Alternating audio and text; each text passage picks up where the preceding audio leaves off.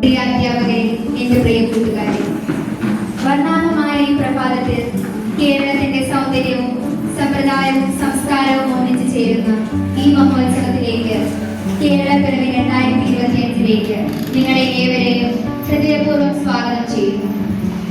കേരളത്തിന്റെ നട്ടലിന് ഇന്ന് 70 വയസ്സ്. നമ്മുടെ കേരള സംസ്ഥാനം നിലവിൽ വന്നിട്ട് 70 വർഷം പൂർത്തിയാകുകയാണ്. ചരിത്രത്തിൽ 70 വർഷം അത്ര വലിയ കാലയളവൊന്നുമല്ല. പക്ഷേ വികസനത്തിന്റെ പാതയിൽ അനുക്രമം മുന്നേറുന്ന ഒരു ജനതയുടെ ചരിത്രത്തിൽ അത് വളരെ വിലപ്പെട്ട കാലയളവാണ്. സർവശക്തനായ ദൈവത്തിന്റെ അനുഗ്രഹം അഭ്യർത്ഥിച്ചുകൊണ്ട് ആരംഭിക്കാം. പ്രാർത്ഥനാ ഗീതം ആലപിക്കാനായി നമ്മുടെ ഗായകരെ സ്നേഹപൂർവ്വം ക്ഷണിക്കുന്നു.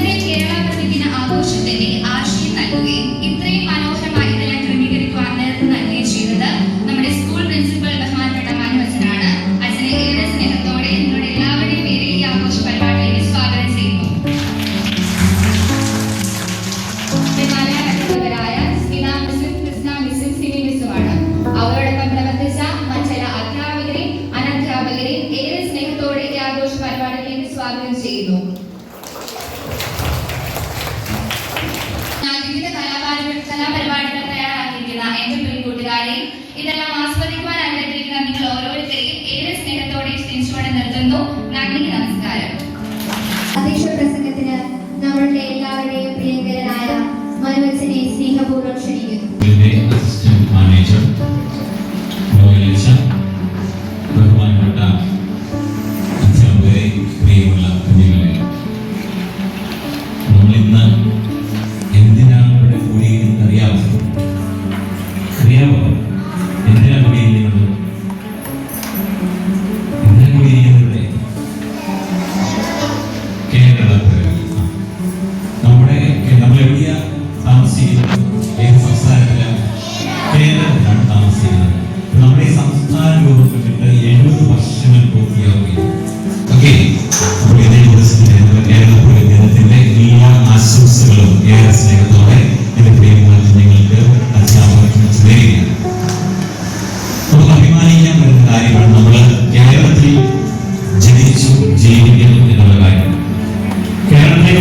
വിശേഷങ്ങൾ പറയാറുണ്ട് നമ്മുടെ സംസ്ഥാനത്തെ കുറിച്ച്. ഏറ്റവും മനോഹരമായ ഒരു വിശേഷം എന്താണെന്നറിയാമോ? ദൈവത്തിന്റെ സ്വന്തം നാട് ആണ് എന്നുള്ള വിശേഷമാണ്. ദൈവത്തിന്റെ സ്വന്തം നാട്. ദൈവത്തിന്റെ സ്വന്തം നാട്ടിൽ ജീവിക്കുന്നവരാണ് നാം ഓരോരുത്തരും. ഒത്തിരിയേറെ കാര്യങ്ങളെ നമുക്ക് മറ്റുള്ളവരോടൊപ്പം ചിന്തിക്കാൻ പറ്റുന്ന കാര്യമുണ്ട്. കേരളത്തിലെ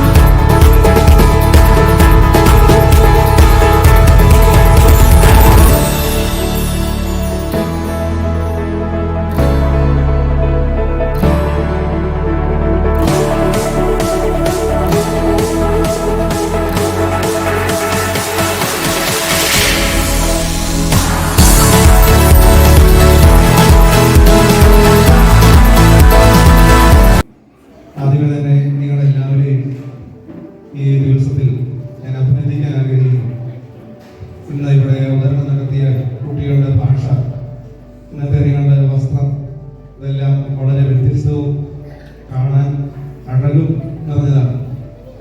അവരിന്ന് സംസാരിച്ചപ്പോൾ ആകെപ്പാടെ പ്രിൻസിപ്പളെന്നും അസിസ്റ്റന്റ് മാനേജർ എന്നുള്ള വാക്കൊഴിച്ച് ബാക്കിയില്ല മലയാളത്തിലാണ്.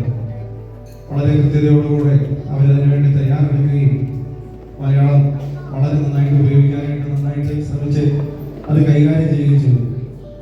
ഈ കേരളപ്പിറവി നടന്ന ദിവസം ഏറ്റവും പ്രധാനപ്പെട്ട ഒരു കാര്യം നമ്മുടെ ഭാഷ തന്നെയാണ്. ഞാൻ ആലോചിച്ചപ്പോൾ ഈ 1956 കേരളം എന്ന് പറയുന്ന സംസ്ഥാനം രൂപീകരിക്കുമ്പോൾ നമുക്കറിയാം 3 നാട്ടുരാജ്യങ്ങൾ കൊച്ചിയും തിരുവിതാംകൂറും മലബാറും കൂടെ ചേർന്ന് കേരളം എന്ന് പറയുന്ന സംസ്ഥാനം രൂപീകരിക്കുമ്പോൾ അതിന് അടിസ്ഥാനമായിട്ട് നോക്കിയ ഏറ്റവും പ്രധാനപ്പെട്ട കാര്യം നമ്മുടെ ഭാഷയാണ്. ഈ നമ്മുടെ സോഷ്യൽ മീഡിയയിലൊക്കെ വളരെ മോശമായ രീതിയിലുള്ള ഭാഷ പ്രോത്സാഹിപ്പിക്കുന്ന ഒരു കാലഘട്ടത്തിലൂടെയാണ് നമ്മൾ പോയിക്കൊണ്ടിരിക്കുന്നത്. നമ്മുടെ അധ്യാപകരോടും മാതാപിതാക്കളോടും ഒക്കെ നല്ല രീതിയിൽ ഇപ്പോഴും പെരുമാറാനും സംസാരിക്കാനും ഈ ദിവസം മുതൽ നമുക്ക് തീരുമാനമെടുത്ത് കൊണ്ടുപോകാനായിട്ട് പരിശ്രമിക്കാം. രണ്ടാമത്തെ കാര്യം, നല്ലൊരു ദിവസം ഇങ്ങനൊരു അറേഞ്ച്മെന്റ് നടത്തിയതിന് അച്ഛന് പ്രത്യേകമായി നന്ദിയും സ്നേഹവും അച്ഛനെയും അറിയിക്കുന്നു. എല്ലാ വർഷവും ഈ ദിവസം വളരെ മനോഹരമായിട്ട് ആഘോഷിക്കാൻ നമുക്ക് സാധിക്കട്ടെ എന്ന് ആശംസിക്കുകയും ചെയ്യുന്നു. നന്ദി.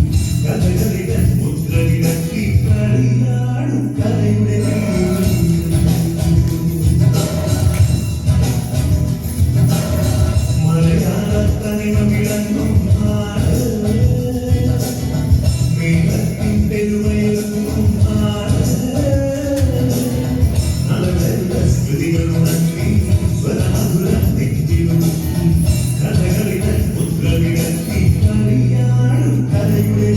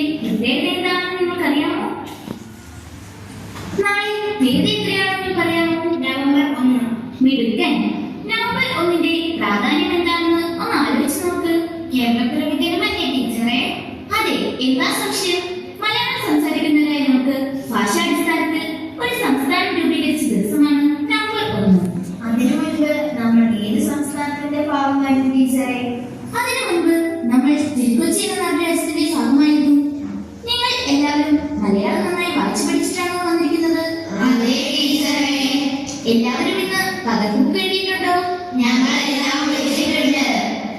നല്ല കൈയക്ഷരത്തിൽ എഴുതുന്നത് നമുക്ക് ഭാഷയോടുള്ള ബഹുമാനത്തെയാണ് കാണിക്കുന്നത്. നിങ്ങൾക്കറിയാമോ, പണ്ട് കാലത്ത് എല്ലാം കൈയെഴുത്തായിരുന്നു. വലിയ പുസ്തകങ്ങളും ലഘുലേഖകളും എല്ലാം കൈകൊണ്ട് എഴുതുകയായിരുന്നു. അന്ന് അച്ചടിയൊന്നും ഇല്ലായിരുന്നു അല്ലേ ടീച്ചറെ? എന്താ സംശയം? മലയാളം അച്ചടിക്കുവാൻ തുടങ്ങിയിട്ട് 2 നൂറ്റാണ്ട് മാത്രമേ ആയിട്ടുള്ളൂ. ടീച്ചറെ, ആര് മലയാളം അച്ചടി കണ്ടുപിടിച്ചത്? എഴുത്തച്ഛനല്ലേ ടീച്ചറെ? എഴുത്തച്ഛൻ മലയാള ഭാഷയുടെ പിതാവാണ്. കുഞ്ചൻ നമ്പ്യാരായിരിക്കും അല്ലേ ടീച്ചറെ? കുഞ്ചൻ നമ്പ്യാർ തുള്ളം പ്രസ്ഥാനത്തിന്റെ ഉപജ്ഞാതാവാണ്. പിന്നെ ആരാണ് ടീച്ചറെ മലയാളം അച്ചടി കണ്ടുപിടിച്ചത്? മലയാളം അച്ചടി കണ്ടുപിടിച്ചത് മലയാളിയല്ല. മലയാളം എങ്ങനെയാ മലയാളം അച്ചടി കണ്ടുപിടിച്ചത്? അദ്ദേഹം മലയാളിയാണെങ്കിലും അദ്ദേഹം ഇവിടെ വന്ന് മലയാളം പഠിച്ച് പുസ്തകങ്ങൾ എഴുതി. അദ്ദേഹം ഏത് രാജ്യക്കാരനായിരുന്നു? ഇംഗ്ലണ്ട് ന്യൂസ്ബെറി എന്ന സ്ഥലത്ത് ജനിച്ച് ഒരു ഇംഗ്ലീഷുകാരനായിരുന്നു അദ്ദേഹം. ഇംഗ്ലണ്ടിൽ നിന്ന് കേരളത്തിൽ വന്നാണോ അദ്ദേഹം മലയാളം പഠിച്ചത്? അതേ കുട്ടികളെ, 1792 ഇംഗ്ലണ്ടിൽ ജനിച്ച ആ വലിയ മനുഷ്യന്റെ പേര് ബെഞ്ചമിൻ ബെയ്ലി എന്നാണ്. Benjamin Bailey. മതി മതി. 19ാം നൂറ്റാണ്ടിൽ ഇന്ത്യയിലെത്തിയ പാശ്ചാത്യ മിഷണറിയായിരുന്നു ബെഞ്ചമിൻ ബെയ്ലി. അദ്ദേഹം ഇന്ത്യയിൽ എവിടെയാണ് വന്നിറങ്ങിയത്? കേട്ടോളൂ. ഇംഗ്ലണ്ടിൽ നിന്ന് കപ്പൽ മാർഗം അദ്ദേഹം ആദ്യം എത്തിയത് മദ്രാസിലായിരുന്നു. പിന്നീട് എറണാകുളത്തെത്തി. അവിടെ നിന്ന് കാളവണ്ടിയിൽ വളരെയേറെ ത്യാഗങ്ങൾ സഹിച്ച് ബെയ്ലി 1817 കോട്ടയത്തെത്തി. കോട്ടയത്തെത്തി അദ്ദേഹം അവിടെ എന്ത് ചെയ്തു? എവിടെ വെച്ചാ അദ്ദേഹം മലയാളം പഠിച്ചത്? നിങ്ങൾ വെറുതെ വിട്ടാതെ എല്ലാം ഞാൻ പറയാം. കോട്ടയത്തെത്തിയ ബെയ്ലി പഠിത്തമിടുന്നറിയപ്പെടുന്ന പഴയ സെമിനാരിയിലെ പ്രധാന അധ്യാപകനായിരുന്നു. അവിടെ വെച്ചാണ് അദ്ദേഹം മലയാളം പഠിച്ചത്. അവിടെ വെച്ച് ബെയ്ലി മലയാളം പഠിപ്പിച്ചത് ആരാ? നല്ല ചോദ്യം. നാട്ടുകാരായ ചില മനുഷ്യന്മാരുടെ സഹായത്തോടെയാണ് ബെഞ്ചമിൻ ബെയ്ലി മലയാളം പഠിച്ചത്. മലയാളം പഠിച്ചു കഴിഞ്ഞാൽ അദ്ദേഹം എന്താണ് ചെയ്തത്? മലയാളം പഠിച്ച ബെയ്ലി പള്ളിയിൽ പോയി മലയാളത്തിൽ പ്രസംഗിച്ചു. അക്കാലത്ത് പള്ളികളിലെ പ്രാർത്ഥനകളെല്ലാം സുന്നാനി ഭാഷയിലായിരുന്നു. അദ്ദേഹത്തെ ആളുകൾക്ക് ഇഷ്ടമായി കാണുമല്ലേ? തീർച്ചയായും മലയാളത്തിൽ പള്ളികളിൽ പ്രസംഗിച്ച ബെയ്ലി സാറിനോട് മലയാളികൾക്ക് വലിയ ഇഷ്ടമായി. സഭയുടെ ആരാധനാക്രമം പ്രാർത്ഥനകളും മലയാളത്തിലേക്ക് വിവർത്തനം ചെയ്യുവാൻ ബെയ്ലി സാറിനോട് അവർ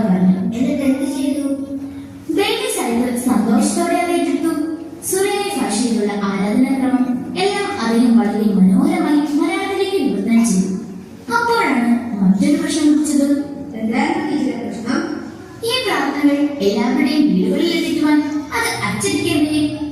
അതുവരെ ഒരിടത്തും മലയാളം അച്ചടി ഉണ്ടായിരുന്നില്ല. പക്ഷെ ബെയ്ലി സാഹിബ് നിരാശനായില്ല. ഇംഗ്ലണ്ടിൽ നിന്ന് പ്രസ്തും മദ്രാസിൽ നിന്ന് അച്ചു വരുത്തുവാൻ അദ്ദേഹം ശ്രമിച്ചു. അദ്ദേഹം വിജയിച്ചു ടീച്ചറെ. വരുത്തുവാൻ ശ്രമിച്ച അച്ചും പ്രസ്തും സമയത്തിന് കിട്ടിയില്ല. കഷ്ടമല്ലേ ടീച്ചറെ?